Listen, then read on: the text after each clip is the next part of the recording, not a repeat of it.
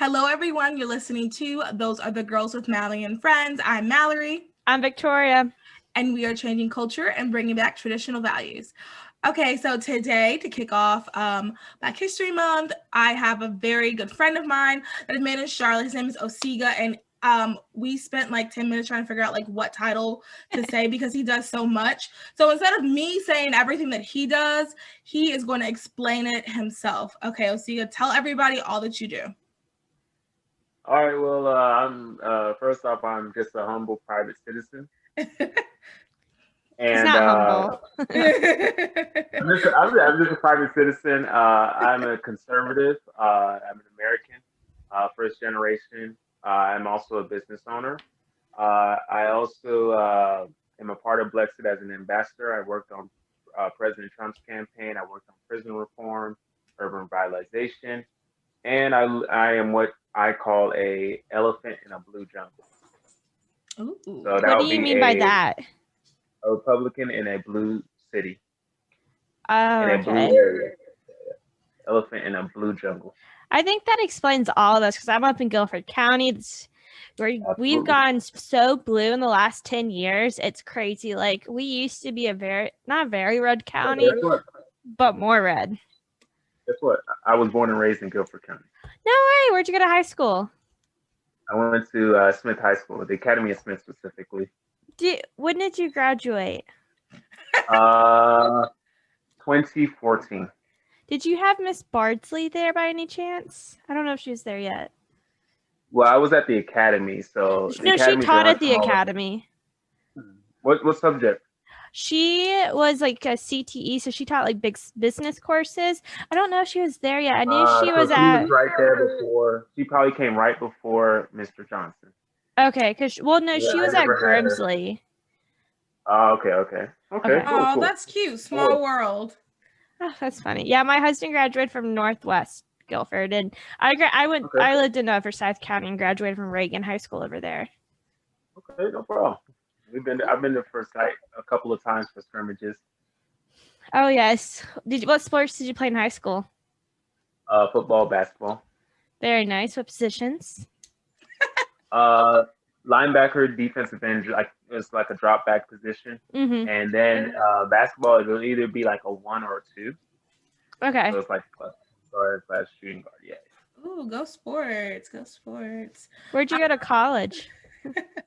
So I went to UNC Charlotte. So basically, this is how I got into being conservative. I went to UNC Charlotte. Went to the business school, and it was great.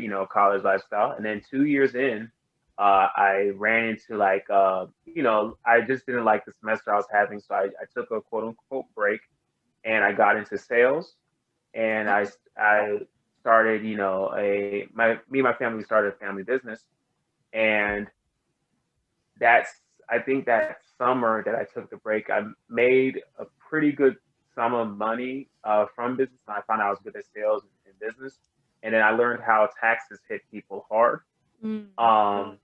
And then I took a few more breaks, and I learned how debt works, like what student debt was, how it hits you, because I had stopped going at the time. So the debt collector was calling and whatnot.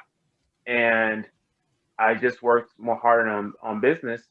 And one day they just called, and I was just like, all right, so how much, is it or whatever, what is it? And they kept mentioning it to me. And I wrote one big check to pay off my student loans, and I never looked back. Oh, wow. And so with that is what I learned about, like, let's say deals or debt. I learned that, when you're paying off your debt, if you're going to pay it off in full or things like that, that they offer deals as debt collectors because they bought your debt, and like you can maybe work to pay.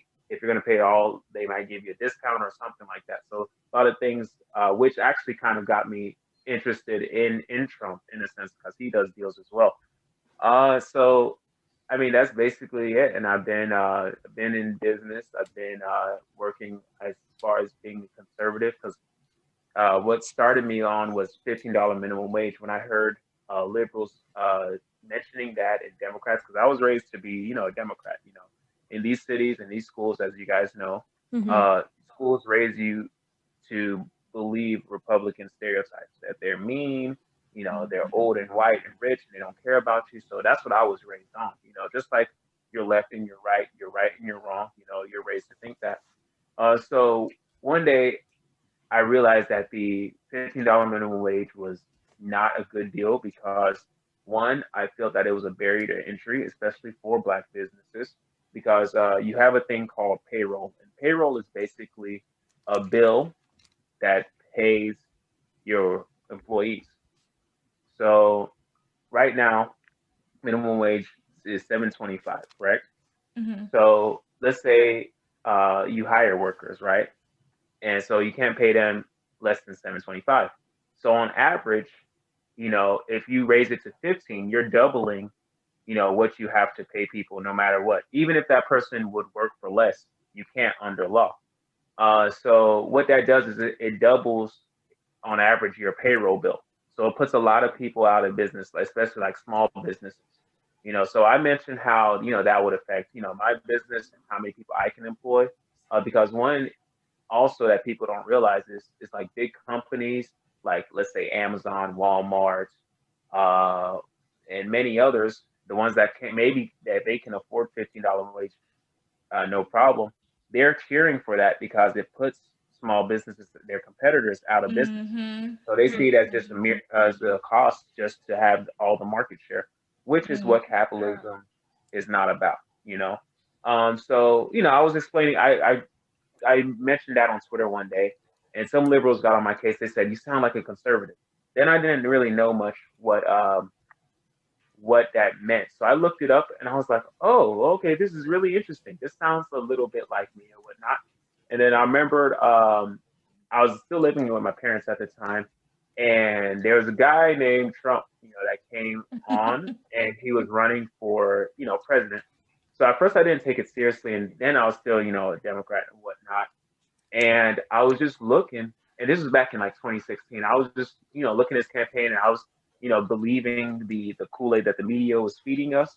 Mm-hmm. And then I remember one day I was online, and they showed a picture of Trump with his parents, and one had, and both his parents had KKK costumes on, like clothes, like the garments or whatever on, and he was posing with them smiling. And I was so pissed to see that, and I was like, this can't be true or something. Or I actually was like, you know what? If this is true, which I was starting to believe it was true, I was like, I'm gonna post this everywhere. I'm gonna do whatever I can to fight against this. This is racist. This is horrible that his parents were this and he's running for president. So I went to Google the image, right? Mm-hmm. And I went to Google the image, to make a poster about it or whatnot. And I found out it was Photoshop. And I found the real picture, and it was a picture of him and his parents, just a successful man with his parents, you know, and all smiles. So I was like, oh, whoa. So that quelled me over, like, okay, whoa, I misjudged. And then I looked at like the source of what I saw before, and I saw it was just news and media or whatever. So that's when I first started to gain a distaste, a disliking towards the mainstream media, like fake news, I'm gonna because I pause saw, you. Sorry, yeah, 2 seconds. I just want to interject. I think a lot of people seeing what the media, how the media mischaracterized President Trump in general, I think it turned a lot of people off, and it's been an imbalance because now people don't trust anything, which I think is good. You should definitely question everything. You should not just blindly believe everything. But I think people starting right there, like you said, like things like that, and now we've gotten to a place where like most people don't trust anything on the media. hmm absolutely, I agree. As far as the media, because right now the media, I even hear things like the media is like, what did they say, 80%, Democrat owned in a sense, Oh which yeah, not looks surprised. like it, Yeah. and as far as that, that's what started my disdain for media. So I started, like, always researching things and like looking at different sources. And also, growing up, my father, he always had a saying that there's two sides to every story, you know. So I've always taken that into consideration. And one thing is, when I was watching the presidential debates between President Trump and Hillary Clinton, I was rooting for Hillary out of my Democrat bias, as I was raised, but I couldn't help but in the back of my head say, oh, Trump was right in some of the points he made, like it being smart to pay less taxes. Like also, as far as saving your money, as far as, Hillary being crooked, as far as with Haiti, as far as Hillary defending Bill Clinton's bad behavior and things like that. So I saw that and I was like, okay, Trump is making sense. And also his attacks on and him talking about the wall, which is very true. I'm an immigrant, and I do understand the importance of coming into a country legally. Because illegally it's like you're skipping the line, and then people are paying taxes for you, and it's just not a good thing for a country, and also it hurts the immigrant. Illegal immigration hurts the illegal immigrant more, because there's a lot of things they can't do. They're literally an alien, because you just don't know their idea or where they come from, stuff like that. So I saw that in Trump, and but still, my bias led me to election day to still vote like Hillary. But another thing that I noticed is that I was also not voting for like how they usually say like bonds and stuff that you vote on. So like usually on the ballot they'll say, oh, vote for schools to get funding and blah blah blah. So I voted against those because I read and I saw that it was just upping the tax and the fees to actual homeowners in the city, which eventually things like that eventually causes homeowners to move out. And you need homeowners in a city. You need people that are embedded in an area.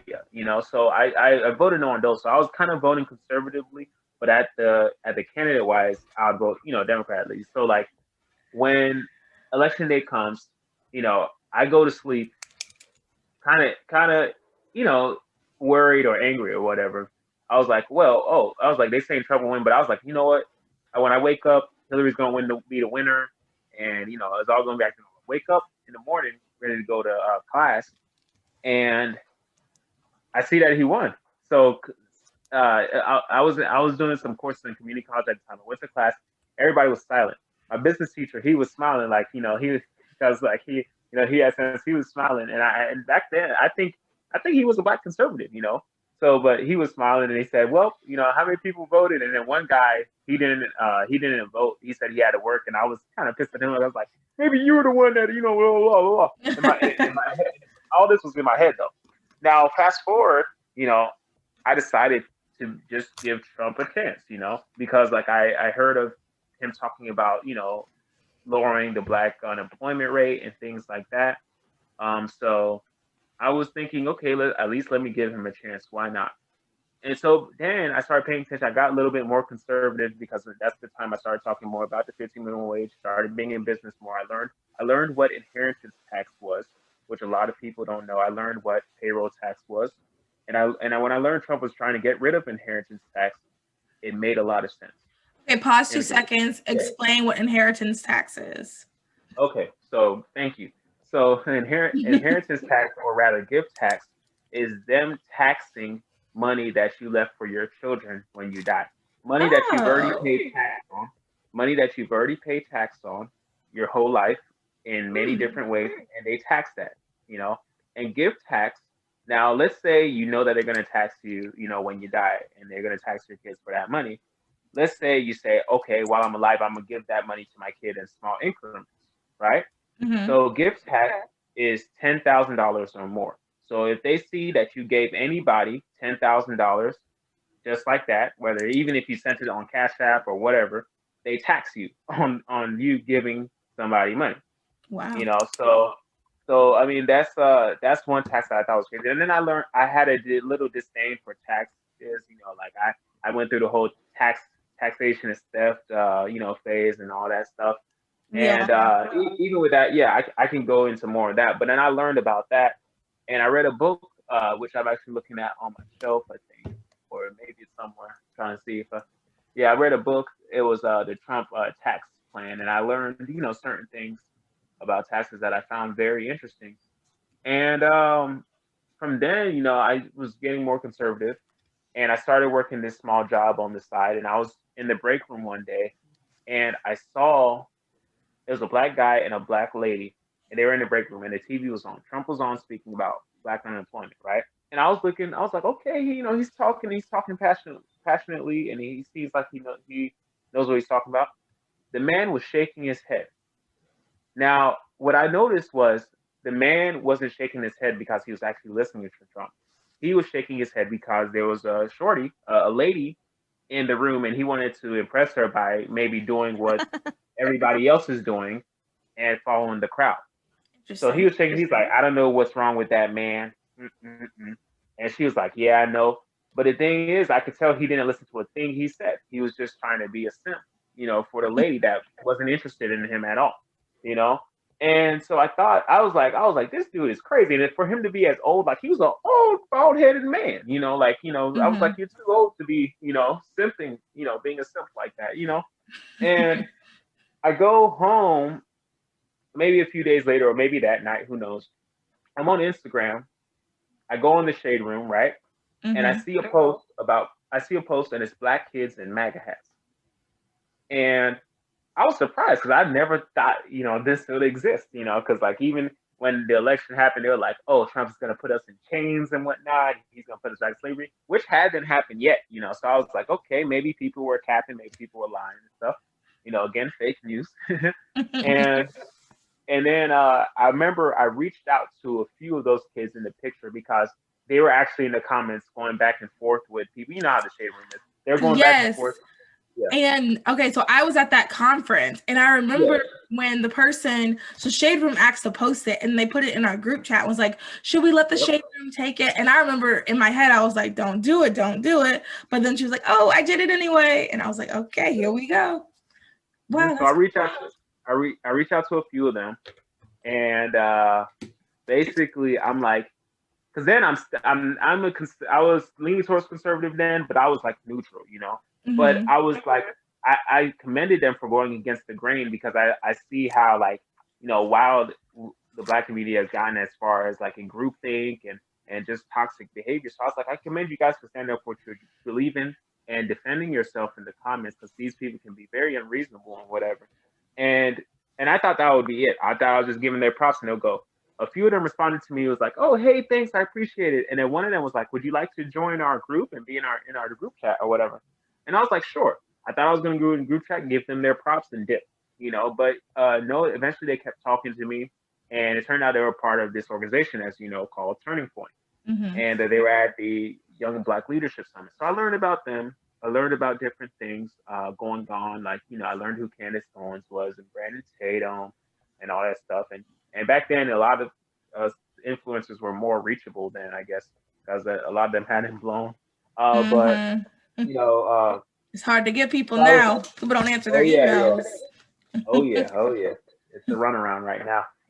But then, like, just talking and, I learned certain things about certain people. People learned about me as far as, like, me having my, my business and my family business and things that I've gone through.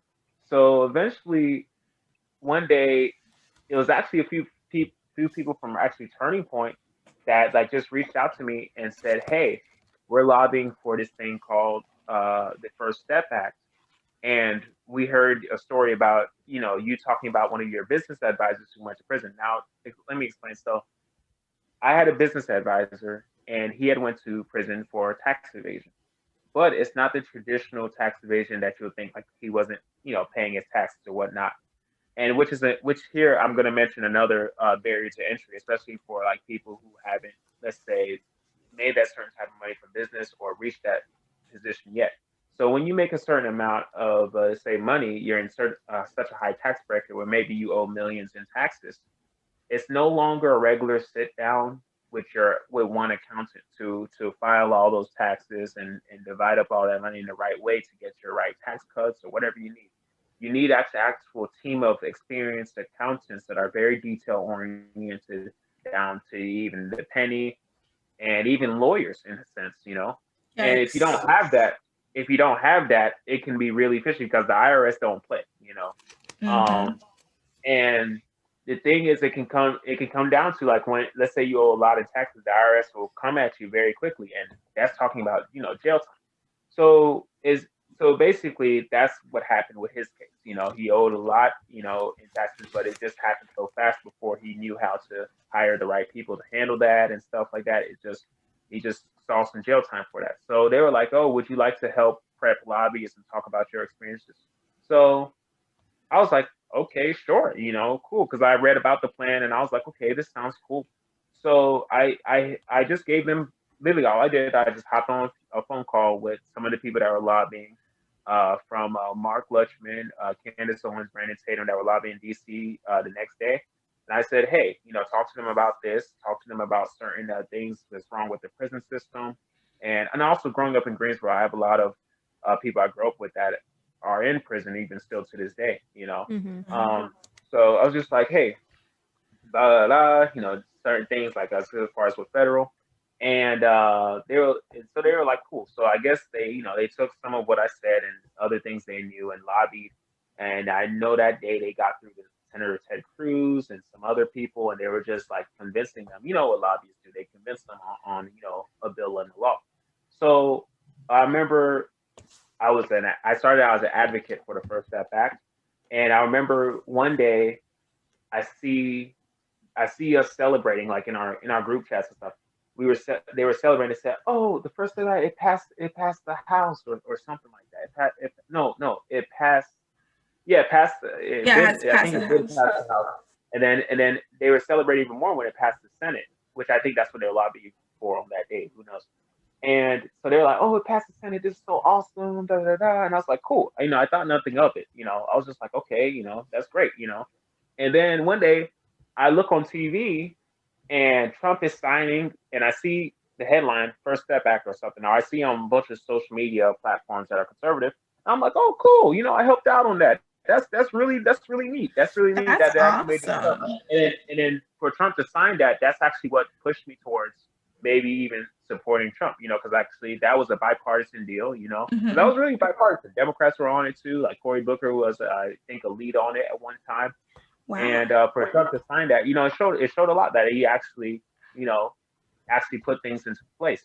And so when he signed that, I was pretty impressed. I was like, okay, cool. And when they start to sign something else, you don't see it go into effect immediately a lot, you Hmm. know. But to tell you the truth, like my business advisor, who was in prison at the time, he was in federal prison for tax evasion. We email. I visit him sometimes. I make that 3-4 hour drive and whatnot. Oh, wow. And I never thought like it'll get to people that fast. And he emailed me and said, "Hey, Osigah, I don't know if you've ever heard about this, but my lawyer told me about something called the First Step Act, and I may be able to get out early." And I was like, "Whoa," because I was like, I worked on this, but I never expected him to, even know about this, especially in a few months. So I was like, "Oh, cool. I actually helped work on that, and I used you as an example, and blah blah blah." And he was like, "Yeah, this is pretty awesome because like his job, one of his jobs was in the federal prison was he was a driver, so he'll drive people out of what they call, I think, outtake, which is when they're released. He drives them to the bus stop or whatever. So he would drive them as part of his prison job, and he said that a lot of more people were being released because of that. So I was like, "Oh, cool, this is really effective." So Trump actually put some things into action, and so I and love me, that. I like action a lot. Yeah. So with that being said, come February comes around, it's Black History Month, and everybody's telling me to check my email. So I'm like, okay, cool. I check my email, hop on my Gmail, and I look, and I don't see anything. And they were like, "Oh, well, did you check your junk folder or your spam mail or whatever?" I check my spam, and I open it up, and it's an invitation to the White House. Oh my God. And yeah, so it was for the Black History Month thing. So now the whole time I'm thinking, well, should I go? Because like, the people that I used to go to school with in UNC Charlotte, they're very liberal, and they'll call me, coon or sellout and Hmm. whatnot. And I was like, well, it is a once in a life opportunity to go into the White House, not just on a tour as a visitor. And plus, this was really, planned out. It looks like it's going to be a very nice day and occurrence. So I asked a friend who also went to UNC Charlotte, and it turns out he's a closet conservative as well, you know. And shout out to him because I may not have gone if it weren't for that. So Oh. so yeah, so he says go. He's like, because if it was anybody else, they would go the same thing too, and it's the president of the United States, whether or not. So I'm like, okay, cool. So I RSVP, and then I didn't have like a plethora of like suits or nice things or whatever. So I just wore the suit I had. It was a nice black, versatile kind of suit, and I I since it was last minute, I couldn't book, a plane or a plane ticket or something because the prices were so high for plane tickets. So I booked a train. So actually that night I tell my parents, and they couldn't believe it too because I told them like the small like what happened and stuff. But then they were like, okay, cool. So I hop on a train. It was 6 hours to DC. I get out of Union Station. Now 6 hours doesn't really necessarily mean 6 hours. It can mean 7, 8, whatever. So by the I've time taken I that got train there, before. So by the time I got to Union Station, I was running late. I was stressing because I was about to be late for security because you got to do a whole like background check and like, security has to check you before you get in the White House. So I was like super late. Like it was like I literally hopped out of Union Station and it's 10 minutes before they close the doors. Not the lines open, they close the doors. So my good friend John, I give him credit to this day, even though he's going a little bit on the liberal side. He lives in DC. He calls me an Uber, and what does he do? Oh yeah, he basically meets me at the station, takes my luggage because I change into my suit and the train, and he takes my suitcase, and I guess he finds a way to get it to my hotel. And he puts me in an Uber that he called. I get there like literally last minute, and I'm running through the gate of the White House gates or whatever. I go through security. They have a dog sniff you and all that stuff. And they check you and metal stuff. And last minute, boom, those closed. I'm in there. So I'm looking around, and you could have never told I just got off a train, because I found a way to groom my hair and all that stuff. I'm looking around. I'm seeing like friends finally in person, and I'm seeing like influencers all over. So I'm just like, oh gosh, this is cool. I see Candace in the corner. I see Charlie Kirk. I see Brandon Tatum. I see Derek. I see a lot of different people. And it's all in one room. Even Rob Smith too. And I'm just like kind of in awe, but like I'm just like, okay, cool. Let me still act like I got some sense or whatever. But I was just so like nervous still. So then I look at the bar there. I'm like, oh, I look at the bar and I see they have a bar at the event. And I'm like, wow, that's interesting. But they probably have some fancy drinks that I can't even pronounce. So I'm not even gonna order anything. And then they were like, oh, it's an open bar. I was like, oh, even better. So I go up there. I go up there. And I'm just like, okay, let me just ask, but I'm probably just pulling their leg. So even while the Marine band is playing their violin and it's sounding all nice, I go to them and I'm just like, you guys wouldn't have, I bet you guys don't have this, but if you guys have Hennessy, pour me a shot. And I thought they were going to be like, no, we don't have Hennessy on us. And then the bar guy, he's like, sure, coming right up. And so I was like, oh, you guys have Henny at the White House? Interesting. My God. I was like, okay, cool. So I had me a glass. I mean, you can see them. You can see it in my pictures on Instagram. But I had me a glass, and I guess it knocked off. White House. Oh my goodness. I had a few drinks, and I'm not saying I got buzzed up or drunk or anything, but I was relaxed. So it relaxed me enough to go up to say hey to Charlie Kirk and Candace Owens and meet them for the first time. And this is all and this is all pre-Blexit, correct? Yes, Blexit was already started by then, but it was in its baby stages then. There was nothing like Blexit state chapters, which I'll get to that, which I helped start with Pierre and a few others. Pierre being the main founder of that and the creative mind to come up with that. But with that in the White House, so like I was just relaxed, and I was relaxed enough to hear a speech. Now Trump comes out, and big applause, of course. and he's taller than I imagined. I'm like, oh, he's 6'4". This is interesting. This is cool. So he gets on there and he has one of the greatest speeches I've ever heard. The speech was tailored and related to Black History Month, and I'm like, wow, and this is the people that these were the, this was the man that they were calling racist and whatnot. He was actually, speaking like real facts, about the Black community, great things about the Black community. He even said slaves built this nation, that which sounds like something that he said. So, wow. yeah, that literally said that. I mean, you could I bet you can find the speech somewhere. You just look up Black History Month celebration, I think 2019 or so. And so yeah, he had a great speech. And to top it all off, it's like he tailored that speech for me because he had other people come speak. And this is not like maybe the cliche, you have some politician for self-gain come up there and just say self appreciative words about them and whatnot. He had a man named Clarence Henderson. Yes, I'm good friends with Clarence. Are you? I'm wow. Yeah, Okay. yeah. So he's one of the Woolworths. Yep. 5. Yep. Wow. So I go up and I'm like, oh, that's one of the guys from the Greensboro 4. That's what I meant. Because I was born and raised in Greensboro, so I actually knew, I would say, all 4 of the original 4 sitting guys. Mm-hmm. And because I went to school with one of their grandsons. My dad was good friends with one of the sons. He went to A&T with one of the sons as well. Oh wow.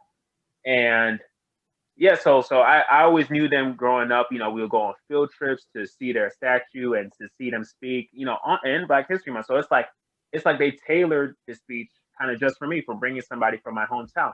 Now, Clarence Henderson, I didn't know at first, but I looked at my information, and he actually sat in on the second day when one of them had to go to class. Yes, so that's the story, because I knew he was not the OG. Yeah. He comes in on the day this podcast comes out. Yeah. Oh, yeah. Okay, cool. So basically, yeah. So that's so I hear him speak. Clarence Henderson gives a good speech. I'm like, whatever I got to do, I have to meet up with him in Greensboro, whatever. So I keep that as a mental note. So then after the speech, right, Trump goes and shakes hands and he signs hats or whatnot, which I didn't know that's what he does. He signs, the MAGA hats or whatever. And this was pre-COVID, let me keep you in mind. So he was dapping people up. He was saying hi and all that stuff. And the security, of course, the Secret Service was there with him. So this is what's kind of also showed me, spoke to me about, Trump in a kind of sensible way. So the guy was very personable, and he was like a genuine person, So if you said something, he's not like the type of person who's going to be two-faced or fake to you in front of your face. He's going to show you or tell you how he feels, and he doesn't hold it back. Mm-hmm. He's honest as far as that. So if something angers him, you'll know. If something makes him happy, you'll know. If you strike a nerve in him, you'll know. So that's an admirable thing to admire for somebody. He's not going to be fake or two-faced. So what basically happened was, as he was going, because he has a tight schedule, his Secret Service was, motioning him to leave, saying, "Hey, let's go, Mr. President. We got to go. I think they had to catch a flight or something." He's the president of the United States. He's busy. So basically, as he was going, he was still shaking hands. But then somebody yelled out something to him like, "Oh, President, we still got to fight for this country." It was something maybe like with foreign policy or something that was going on at the time. And he turned around, because usually with famous people, they used to let things go through the ear or they didn't hear it. But he turned around. This person was not in the far back. This person was a little backed up, So for him to hear that, I was surprised. And he turned around and said, "Oh, yeah, we will." Like, he turned around and he was actually turning, pink or like red a little bit. And I hate to sound, like, let's say racist, but like if you strike a nerve with like white people, or you say something that that catches their attention, they turn red or pink. Oh, so that's showing, yep, I get very flushed. So yeah. So he turned red out of passion. Like, yeah, we're gonna get him. Like we're fighting for you, so which you don't see with politicians. Politicians are, stone cold. The swamp establishment. They're used to lying for a living, kind of like lawyers too as well. But Trump was genuine about it. He was so genuine that he was turning around to speak, that he was like, I guess, cutting into the time that he had to be somewhere, that his own secret service, they had to push him to the exit. Like, they had to physically push this man because, like, for safety reasons too, they had to push him on his back. So you're talking about a 6'4" man, president of the United States. He's looking back, like he has his neck, his face turned to the side, looking back, and they're pushing him in the back, physically pushing him now to go. So that shows, passion. And so he eventually goes to the exit or whatever. I'm like, yo, this man is real. So the event closes out. I hang with my friends and all that. Next day I head out, and then also, like, some people helped pay for our hotels, and some people were very kind, and that's when I first noticed how, like, maybe kind conservative community was. So Absolutely. I get back on the train, and no Wi-Fi on the train. Well, it's spotty Wi-Fi sometimes, so the Wi-Fi is spotty. So when the Wi-Fi comes on, I just decide to post a few pictures. I posted the pictures to my Twitter and to my Instagram, and it tagged us at the White House.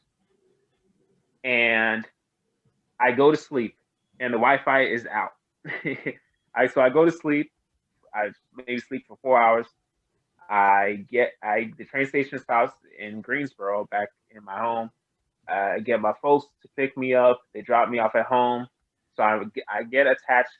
Then the home Wi-Fi turns on my phone, and I'm just hearing ding, ding, ding, ding, ding, like notifications, like all through my phone. I'm like, what's going on? Because I was so confused, and I see like hundreds of likes and different comments on my Twitter. Then I look at my Instagram, and it's a bunch of people that grew up in my city and went to my schools, and some are like calling me coon or still out and say, what kind of coonery is this, and blah blah blah.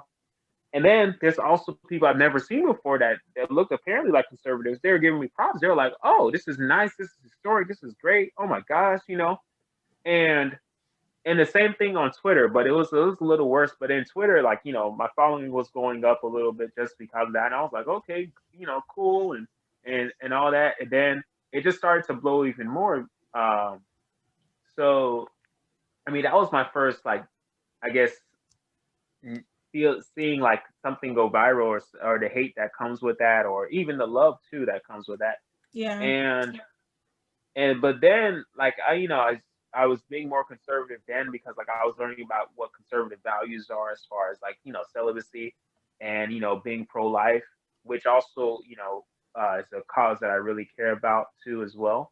Good. And so I just decided to take it on more, and I made a few more tweets, I guess, and some posts, and a lot of my friends were influencers, and by the time I knew it, I was considered an influencer in a sense. And can you explain? Sorry, can you explain like what in your definition is like influencer? All right, so an influencer is, I guess, I guess for me, I'm sorry. So I guess for me, I'm thinking like beauty influencer, makeup, fashion. So I'm curious to see kind of like, what does a political influencer look like? Okay. So an influencer is just people that influence people, I guess, like that have a large following, and what they say can really get people's attention, or get people to do things like buy certain products or think a certain way. So then a political influencer, I would say, is that, but with stuff like politics or social issues, or certain lifestyles. So that's basically what it comes down to.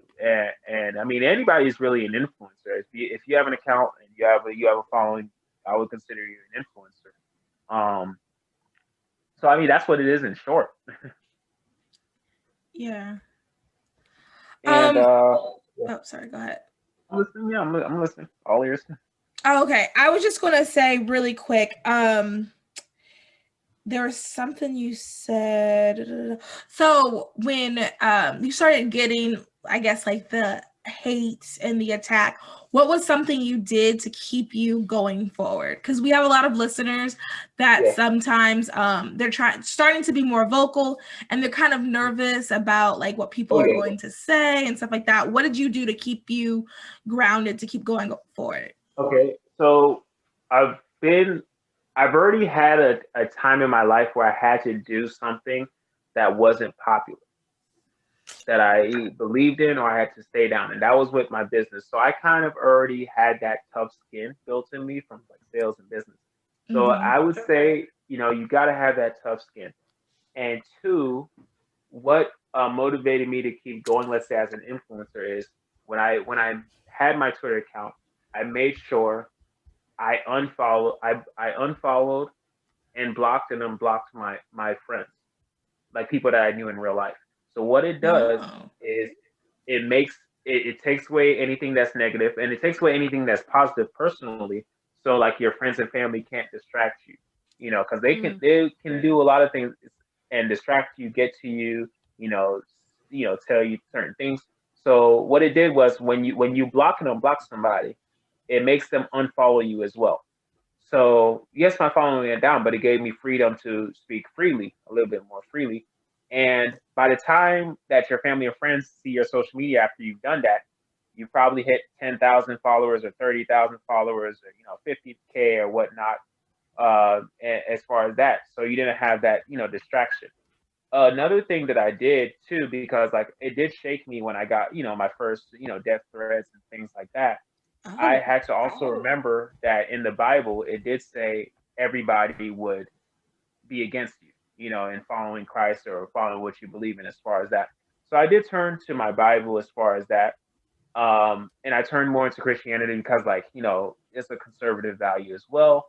And I found that there was a lot of wisdom in the Bible, and that's what turned me towards being, pro-life as far as that. And another conservative value, which is being self-accountability, which even made me adopt the saying along with Brandon Tatum, where like if somebody says, "Oh, they're pro-choice," or blah blah, I just joke and say, "I'm pro-choice too." You make the choice in the bedroom, not the clinic. Yeah. Yeah. So as far as that, I feel like what makes me pro-life, especially, is because, of course, I believe abortion is murder. And what I always tell the people, I don't like, I'm not the type to like say, "Oh, you're going to hell for killing babies and whatever." Now, I'm not going to deny it. If somebody asks me, I just say that, "Hey, don't kill me." The messenger, that's what the Bible says. But also, I also put it into perspective. Like for example, most babies aborted are Black. Yeah. Period. To the tune of 60%. To the tune of 60%, even more. So the thing is, I always tell people, like, if you look at it this way, if we weren't aborting our babies at such a high rate, we would have a Black majority in the country because we only make up 13% of the population. If we weren't killing babies in that rate, we would have been up to 20, maybe 25, a whole quarter of the population. That means we would have had a bigger say in elections, in the census, because the census determines how funds are allocated and what is needed in the census. Basically, a bigger say in life in general.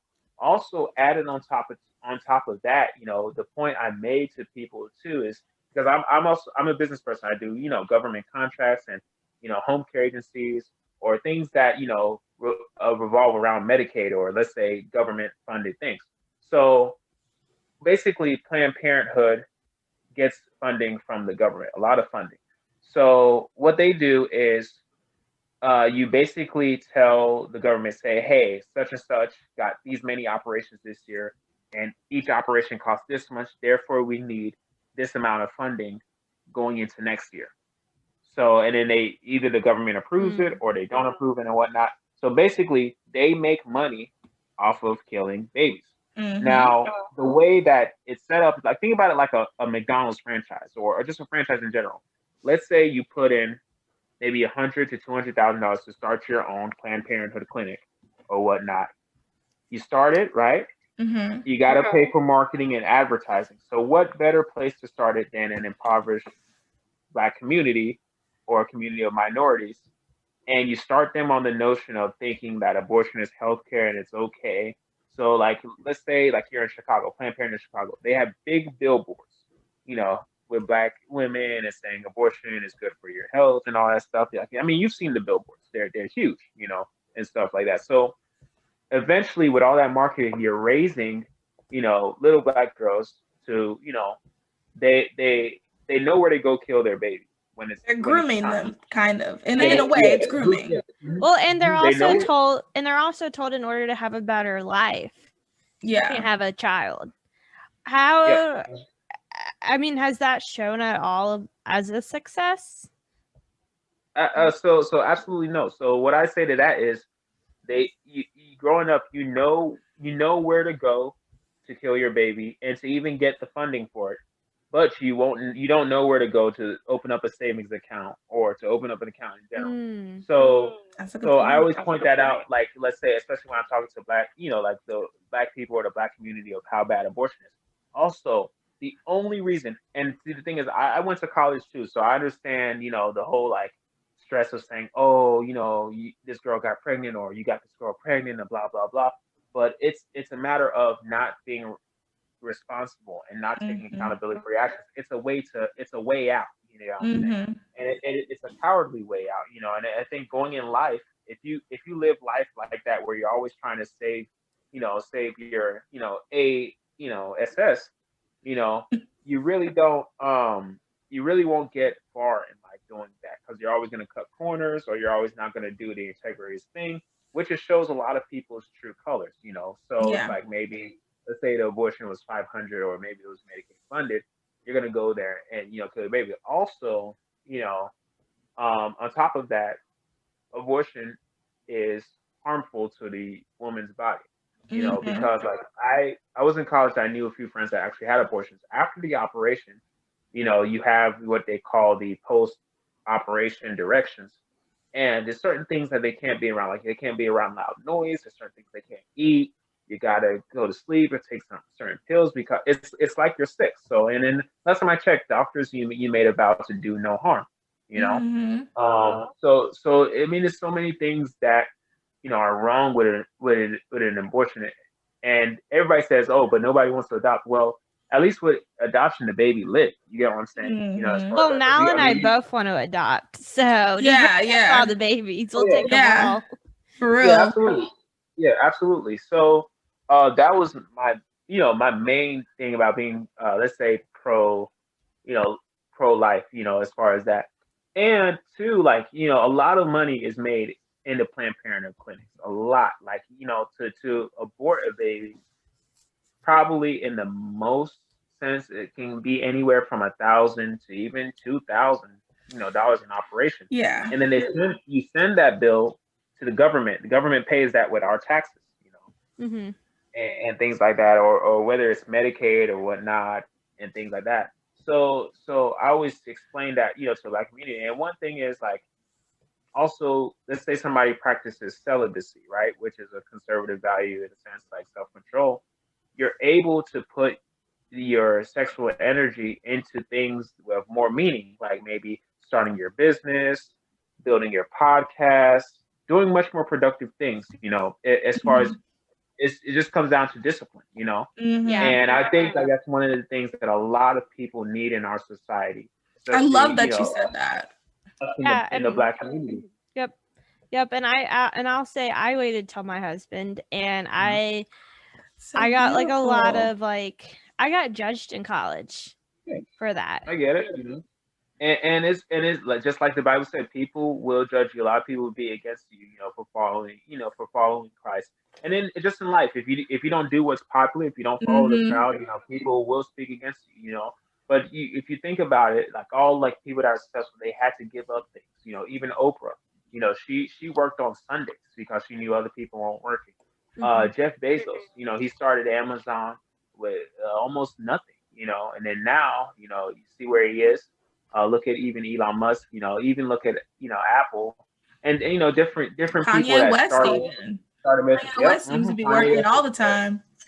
He started out, very slowly too, as well as that. Yeah. But it's just all kinds of things, So as far as that, like that's what got me into conservative values. And Yeah. really being a conservative, like somebody put it very well the other day, is just basically believing and listening to what your grandparents told you, Hmm. or rather, I would say conservatism is just thinking before you do.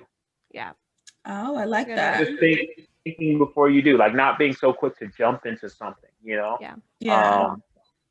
That's literally all it is, And like I always tell people too, like a lot of things, like let's say if you're not being celibate, whatever, you put yourself at risk to a lot of things such as STDs, Mm-hmm. AIDS, and all that kind of stuff.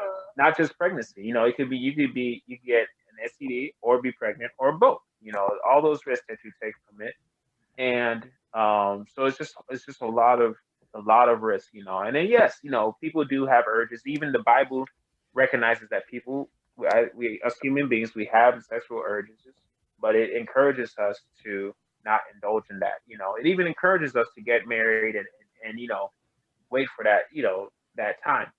And I think that's a very big core of somebody's, I guess, life or integrity, in a sense, if they can handle, as far as that. Yeah. Now, I was just going to say, I agree. And I just want to interject really quick. I love that you were saying that. And I love that you're about that, because you don't hear a lot of men saying that. And unfortunately, even conservative men, you don't hear a lot of that. And I think it takes discipline, especially as a man, to be celibate, to wait, to just not do, not to give into that. That takes a lot of courage and that takes a lot of strength. That is amazing. I love this. Definitely. And I have 2 questions before we get into Blexit. Oh yeah. Because we are going long. Oh shoot, yeah, we are. Yeah, so you were talking in the beginning how it sounded like you had a lot of conservative values going into the 2016 election. Why did you still vote for Hillary? Okay, so that's a good question. So I was raised on Republican bad, Democrat good. Just like you were raised to wipe your butt, or to to put the toilet seat down, or to wash your dishes, or say yes ma'am, no ma'am. We were raised in the blue cities, or the blue jungles, I'll call them, especially in the school system, that the Republicans are bad, Democrats are good. I remember the black community hating on Bush, and they were rooting for John Kerry. I remember especially during the Obama time, him running against John McCain and Mitt Romney, how much hate and disdain was for Republicans. And I just thought that was just the default, way to vote. That was just for the people. And then one day I learned about like what inflation was, especially coming from a third world country, Nigeria. I learned about that. So that kind of got me to understand the value of currency, or the dollar, and how those things work in the economy. Now, what made me vote for Hillary, which is actually one of my biggest regrets, ever, was at least that she didn't win. Yeah, definitely. Looking back, I'm just like, wow. So like, what made me vote for her is just basically that it was just what everybody else was doing. It was just Democrat good, Republican bad. That's what it came down to. I remember even at the poll, and I was seeing red in my eyes when I saw Donald Trump's name, and yeah. So I mean that I hit that, and that was back in 2016, and but as far as like conservative values, I think that by nature, even black people, like, we're conservative by nature. Yeah, that's what I've noticed for sure. Now we do lose sight of that, I guess, as we get older. I think some of the younger generations, for sure, like Gen Z Black people, I feel like aren't as conservative, but I feel as if they're more rebelling as opposed to like what they core believe. You know what I mean? What principles are conservative in the Black community? Like, what are those conservative principles that maybe that's something we should be showing more? Yeah. So I'll say a thing about like how you think Black households. One is, you can tend to want to like clean more or like cooking as far as that, or like let's say saving your money, or like not wasting your money on frivolous things, or let's say just sticking up for yourself and your family. Now, there's a lot of toxic behaviors in the Black community. Don't get me wrong, like uh, single parent households, specifically single mother households and things like that. But there's values that originally the Black family. Well, and I say this strongly: the Black family, as in a man, a father, and a mother in the home that are raised upon. As far as that. So of course, manners like being in church, and church does preach discipline. I mean, these days is getting a little murky. But then that's another war. That's another episode. Another spiritual warfare that's going coming. Stay tuned for that. But as far as that in the Black community, people are conservative by nature. Humans in general, black, white, or brown, purple, whatnot, are conservative, by nature. It's part of survival. You don't just jump into anything. Like, I mean, like even from the start of history, like like let's say even stuff like trial and error, testing out like if this berry is good to eat or if it's poisonous or whatnot. You're going to be timid at first, and, check it out. Things like that. So people are conservative by nature. Yeah. So my next question is, what can local parties do to attract African Americans? Okay, so first things first. Yeah, so as you know, I am running for Mecklenburg, for chairman of the Mecklenburg Republican Party, Mecklenburg County in Charlotte, North Carolina area. I'm running against a few others. And first thing I'll always say, if you want to build a change in these blue jungles, you have to get rid of that Republican stereotype. And it takes time. You have to think strategically. And you cannot have people that are wanting self-gain or selfish. That's what helped Trump win, that he didn't have much to gain, from politics, as far as that, because he already had his money and whatnot. But then also another thing is, you get people to run for, let's say, Republican seats or Republican, as far as just candidates in general. You get them to win by having qualified candidates. But by qualified, I don't mean on paper, oh, I was in this Republican group for this time, or I have a college degree or whatever. I mean qualified by they look like the people that are in this city. So if the city is predominantly Black, have somebody Black run as the Republican candidate. It helps, and it's not to say that you're compromising what conservatives is, because Black conservatives do exist, As far as a party support, and then also with that, because if they see that face, if they see a Black face running, they can't call it racist. They can't call the Republican Party racist. They see that's what we're putting on front, especially in the cities. Now, what if you bring some dopey lawyer or some cheery, let's say, uppity looking like white girl, let's say, like that's in a city like, let's say, Baltimore or even a Charlotte, to run as a position, it's just going to confirm the stereotype that people were raised with, as far as what Republicans are. Now, the thing is, what it can give you an advantage is usually Democrats do the same thing too. They have some uppity, person that's not even from the city. Right? Kathy Manning, for example, up here in Guilford County. Exactly. So they have somebody uppity run, and the thing is, or they that's politics, as far as that.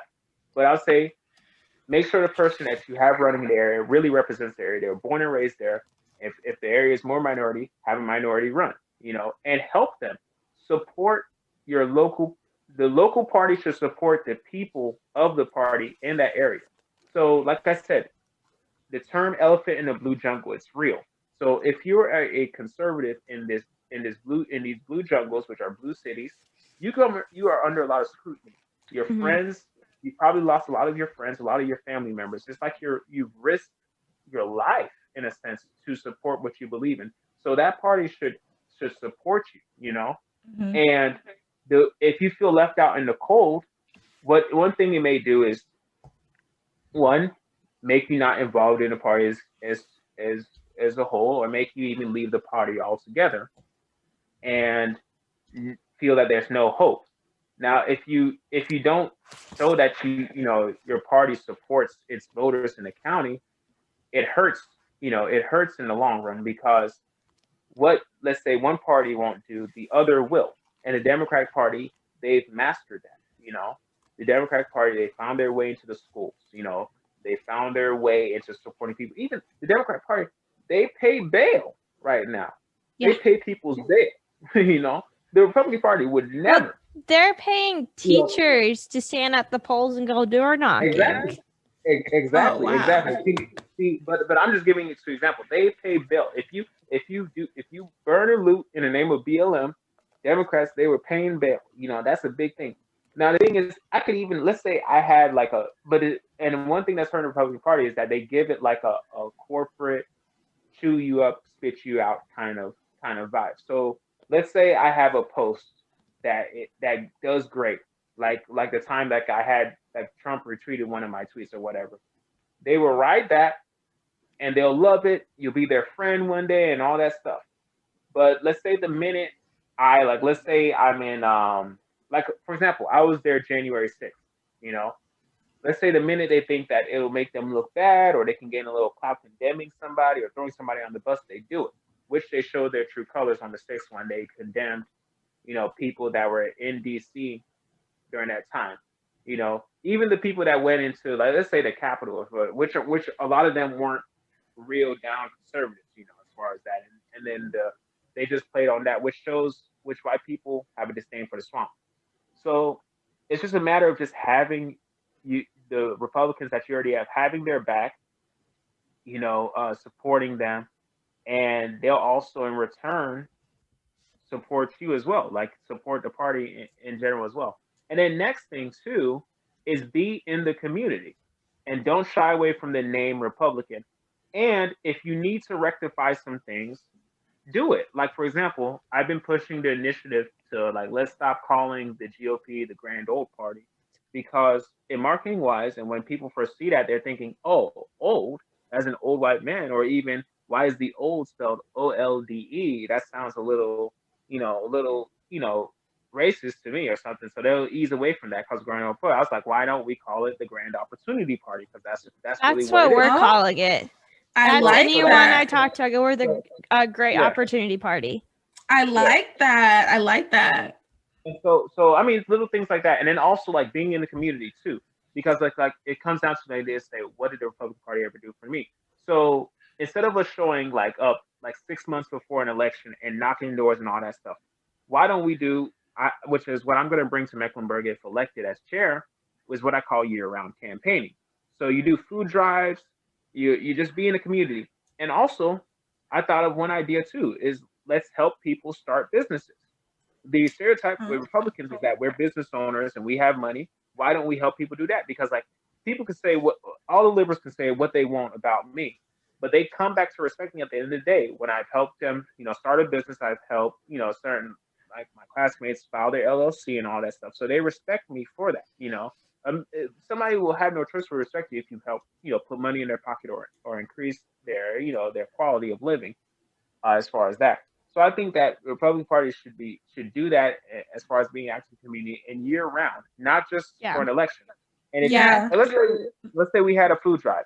We have banners that say Republican Party food drive. That's it, and we're not looking for any votes or whatever. We're just giving food to families in need, have them drive by, give them food, whatever donated.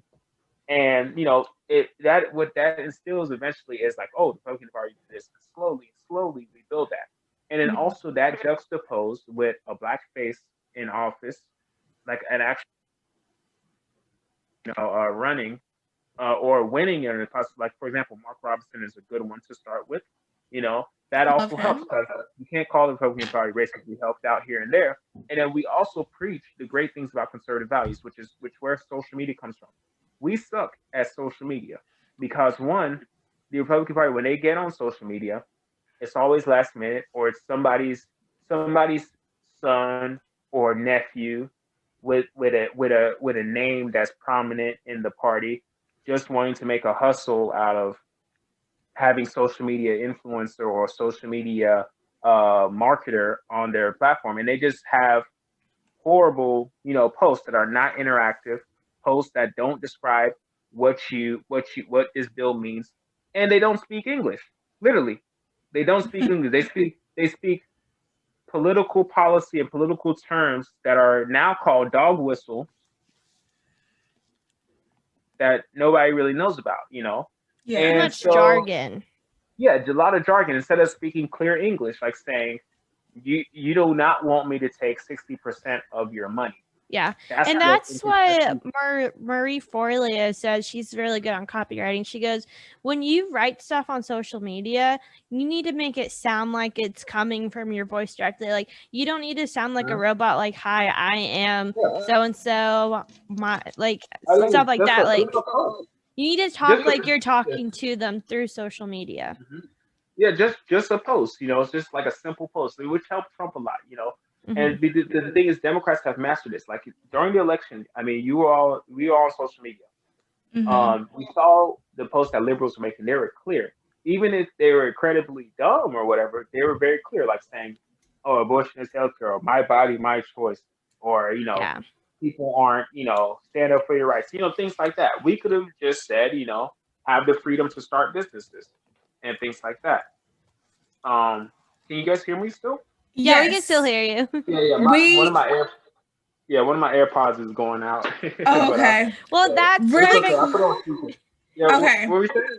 Really quick, we need to wrap it up. And well, actually, first, I want to say those are really, really good ideas. And I hope everyone listening, like, if you were thinking about getting involved in your GOP or however your young Republicans are, like, these are some really, really good ideas.